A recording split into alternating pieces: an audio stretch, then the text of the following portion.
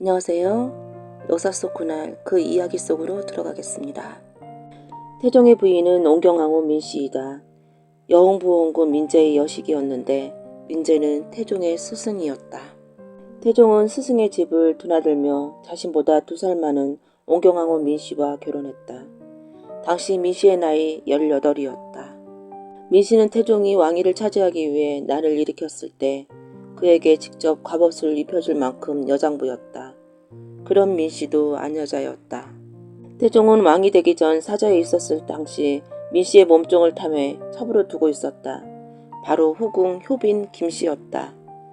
어찌 이리도 늦장을 부리시는 것인지. 민씨가 짜증을 내었다. 민씨는 지금 친정어머니인 대부인 송씨를 기다리는 중이었다. 왕이 되는 태종은 계속 후궁을 누렸다. 민씨도 어느 정도는 그 뜻을 알았다.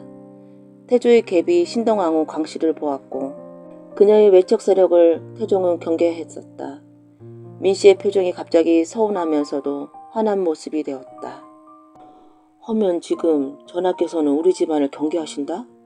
하여 후궁을 자꾸 드리는 것이란 말인가? 아니야. 그분은 계비였고 나는 정비이다. 나의 아드님이 세자가 계시거늘 아버님께서 어찌 전하를 도우셨는데. 그때 민씨의 어머니 송씨가 들었다. 송씨가 예를 갖추기도 전에 민씨가 바삐 말했다. 어찌 일이 늦으신 겁니까? 기다리다 속이 다 타는 줄 알았습니다. 자리에 앉은 송씨의 얼굴도 편치는 못했다. 여식이 어떤 연유로 자신을 이꼴하라 청했는지 알고 있었다. 아니나 다를까 송씨가 자리에 앉자마자 옹경왕후 민씨는 속내를 털어놓기 바빴다. 어머니, 이것이 말이 되는 일입니까? 또 후궁이라니요. 또 후궁을 본다니요. 전하께서는 제 마음을 누구보다 더 잘 아실 거 아닙니까? 전하의 어머님을 두고 버젓이 또 혼례를 올리신 선대왕을 전하께서도 알고 계시지 않습니까? 전하의 어머님은 화병으로 돌아가신 거나 다름이 없습니다. 그런데 지금 어찌 제게 이럴 수가 있습니까? 마마, 말씀을 상가없소서. 대부인 송씨가 얼른 민씨의 입을 막았다.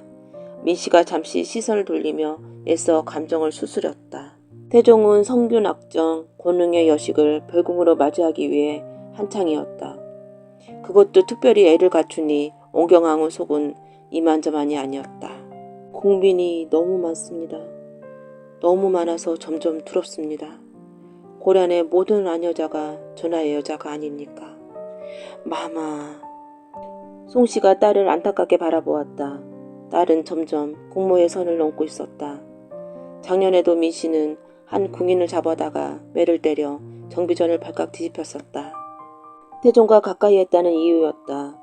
사내가 되어서 계집을 거느리는 것은 민가나 궁궐이나 마찬가지거늘 민씨는 생각보다 투기가 심했다. 송씨가 딸을 타일렀다. 마마, 어찌할 수 없는 문제이옵니다. 더군다나 이 나라의 지존한이십니까? 작년의 일을 되새기옵소서. 지금 전하께서 후궁을 보신다는 것은 아무래도 마마의 마음을 떠보려 하심이 아닐까 사료되옵니다. 민씨도 짐작은 하였다. 자신이 궁인을 힐착하는 바람에 태종은 아예 교소까지 내려서 빈첩을 더 갖추겠노라고 했다. 생각이 그에까지 미치자 민씨가 또 발끈했다. 그러니까요. 보란듯이 대놓고 후궁을 마구 드리겠다는 소리가 아닙니까? 어찌 제게 이럴 수가 있단 말입니까? 제가 어찌하였습니까? 최선을 다해 도왔습니다. 헌데 또 후궁을 드린다니요. 계집이 그리 좋으면 기방이나 기울거릴 것이지 어찌 왕이 되셨답니까? 마마. 놀란 송씨의 입이 절로 벌어졌다. 그럼에도 민씨는 제가슴을 치며 하소연을 해댔다. 제가 틀린 말을 하였습니까? 사내의 마음이라 틀린 것입니까? 다 똑같습니다. 마음은 분산되지 않습니다. 몸은 분산되더라도 마음은 어딘가에 한 곳에 메어두지요. 저는 그 마음이 싫다는 것입니다. 태종은 후궁 신씨를 매우 총애했다. 또한 보천의 기생으로 가물을 잘하기로 유명했던 홍씨 역시 태종의 총애를 얻었다. 왕비가 되면 이따의 투기쯤이야 안으로 삼켜야 한다지만 민씨는 그런 제약조차 못마땅해 했다. 태종이 구슬주름을 거두며 안으로 들었다. 오셨습니까? 네, 전하. 송씨가 예를 갖추며 뒤로 물러섰다. 송씨와 달리 민씨의 낯빛은 좋지 못했다. 실은 내색을 숨기지 않고 있었다. 그런 민씨가 갑자기 바닥에 주저앉으며 태종의 구룡표를 부여잡고 울부짖었다.